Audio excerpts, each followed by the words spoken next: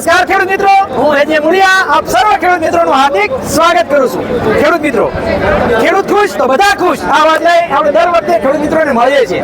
મિત્રો, આજે આપણે આવ્યા છીએ એ આપણા એગ્રી એક્સપો 2024 શાસ્ત્રી મેદાન રાજકોટ ખાતે, અને રાજકોટ ખાતેના મેળાની અંદર મિત્રો મુલાકાત લીધી છે આપણે એગ્રીટેક ઇન્ડિયા ઓર્ગેનિક સ્ટોલની.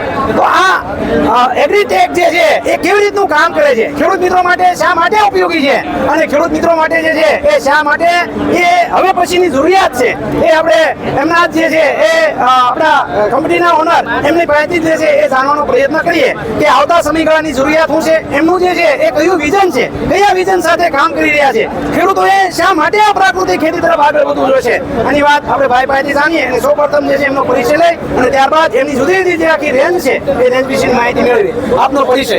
મારું નામ બિપિન હેરભા છે અને એગ્રીટેક ઇન્ડિયા ઓર્ગેનિક કંપનીમાં હું ડાયરેક્ટર છું. અમારું વિષમુક્ત ખેતી અને રોગમુક્ત ભારતનું અભિયાન ચાલે છે. એના અંતર્ગત ઓછામાં ઓછા ખર્ચે વધારામાં વધારે ઉત્પાદન કઈ રીતે મળે એના માટેની અમે માહિતી આપીએ છીએ.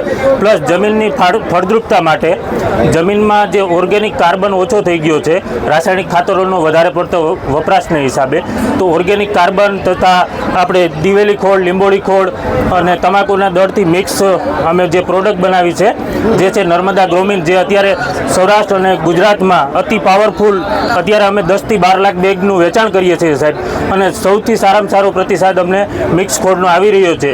તો દરેક ખેડૂતોએ ઓર્ગેનિક ખેતી તરફ જવું જોઈએ, કારણ કે જમીનની ફળદ્રુપતા રાસાયણિક ખાતરોને હિસાબે વધારેમાં વધારે બગડી ગઈ છે.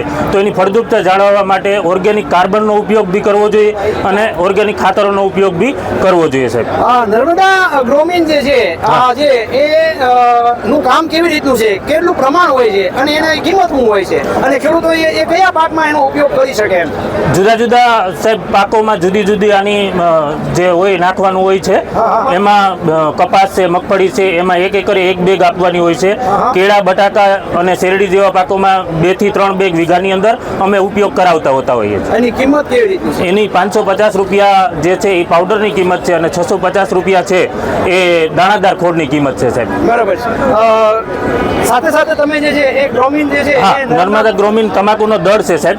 એ જમીનમાં ફંગીસાઇડ માટેનો અમે નિમોટેડ છે, મુંડાઓ છે, એના માટે જમીન છે એને આખી કડવી બનાવી દે છે, અને જેથી નિમોટેડ ને એ બધી પ્રક્રિયાઓ થતી નથી, ઓછી થાય છે. એનું પ્રમાણ કેવી રીતનું છે અને એની કિંમત શું હોય? એની બી 1 એકરમાં 550 રૂપિયા કિંમત છે. 1 એકરમાં 1 થી 2 બેગ તમે વાપરી શકો છો.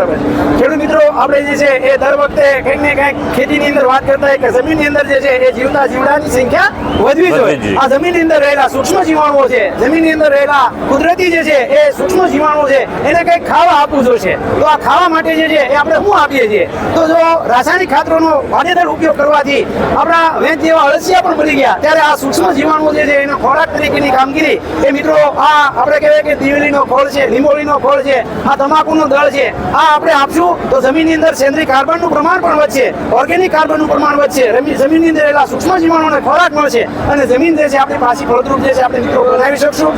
સાહેબ, અમારા ખેડૂત મિત્રોએ માટે આ સિવાયની જે છે આપણી કઈ કઈ પ્રોડક્ટ છે અને આ પ્રોડક્ટ જે છે તમારી મેળવી હોય તો કેવી રીતના ખેડૂતો મેળવી શકશે એની પણ વાત મારે. અમારા જુદા જુદા તાલુકાઓમાં ડીલરો પણ છે અને અમે ડાયરેક્ટ ખેડૂતોને હોમ ડિલિવરીમાં પણ પહોંચાડી શકીએ છીએ, જેથી કારણ કે અમારા વોટર સોલ્યુબલ ફર્ટિલાઇઝરો પણ છે, NPK ગ્રેડ બધા, કે જે જમીનના પાકમાં વધારે ઉત્પાદન લેવા માટે સાહેબ NPKની બી સૌથી વધારે આવશ્યકતા હોવી જરૂરી છે. કારણ કે જમીનમાં કાર્બન ઓછો છે તો ફળદ્રુપતા ઓછી છે, તો ઉત્પાદન ઓછું આવવાનું, તો NPK જેવા ખાતરોનો ઉપયોગ વધવાનો છે સાહેબ. પરંતુ ઓર્ગેનિકની સાથે સાથે તમે રાસાયણિક બી કરો એટલે ઉત્પાદનની અંદર ઓછી ઉત્પાદન મળી શકે.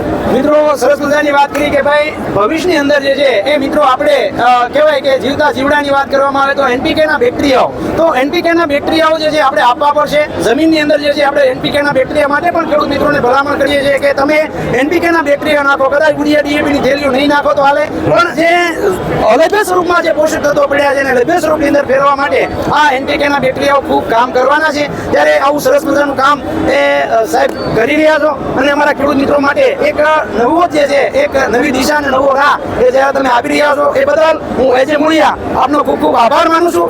ખેડૂત મિત્રો, આપના સંપર્ક નંબર આપો જેથી કરીને અમારા ખેડૂત મિત્રો જે છે આપનો સંપર્ક કરી શકે. મારો કોન્ટેક નંબર છે 9924422222. બિપિનભાઈ નામ છે મારું. ગમે ત્યારે કોલ કરી શકો અને મુળિયા સાહેબની વધારેમાં વધારે આભાર માનું છું કે દરેક ખેડૂતોને ઓર્ગેનિક ખેતી તરફ વધારી રહ્યા છે અને જે આવનારા સમયનો આપ રહેશે.